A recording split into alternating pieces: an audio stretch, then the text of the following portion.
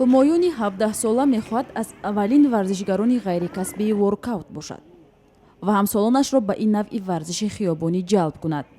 ҳумоюн воркаути хиёбониро барои рушди варзиш дар тоҷикистон муҳим медонад ва мегӯяд воркаут аз шахс бозувони боқувват ва чолокӣ талаб мекунад. ӯ як соли пеш бо тамошои видеоҳои афроде ки дар хиёбон варзиш мекунанд ба ин навъи варзиш дил баст.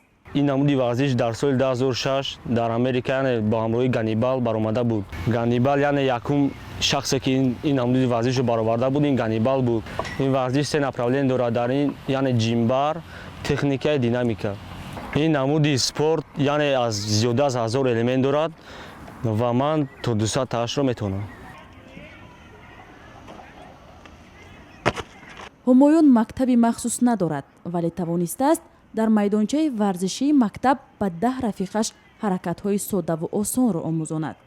ин намуди варзиш ба одам саломатӣ ва фоидаи зиёде меоварад ва одам ба ҳар хироҳҳои каҷ, яъне ба нашамандӣ, ба пиёнӣ чизҳо намеравад.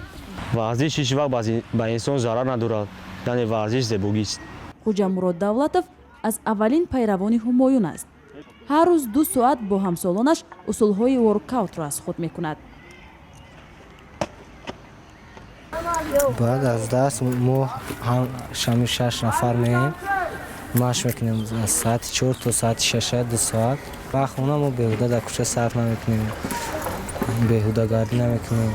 омӯзгорони ҳумоюн аз ин талоши шогирдашон барои рушд додани варзиши хиёбонӣ истиқбол мекунанд. вай омада аз ман маслиҳат пурсид. Ман гуфтам ин хуб аст ки шумо ҳавас доред, омада аз мо мисол маслиҳат мепурсед. Мо тайёр ҳастем ки ба ҳар як хонанда, ба ҳар як касе ки ба мо муроҷиат мекунад нисбати варзиш, нисбати чизе ки набошад оиди ҳамин аз дастмон меомадагиро ба онҳо мо кӯмак мерасонем, ба онҳо маслиҳатҳо медиҳем. ҳумоюн метавонад соатҳо дар бораи усулҳои ин навъи варзиш суҳбат кунад. ӯ мегӯяд мехоҳад иқтисодчӣ шавад, аммо ин навъи варзиш барояш ҳобби аст ва барои сиҳатӣ ва доштани бадани зебо ба ин навъи варзиш машғул мешавад ва нияташ таъсиси мактаби воркаут аст.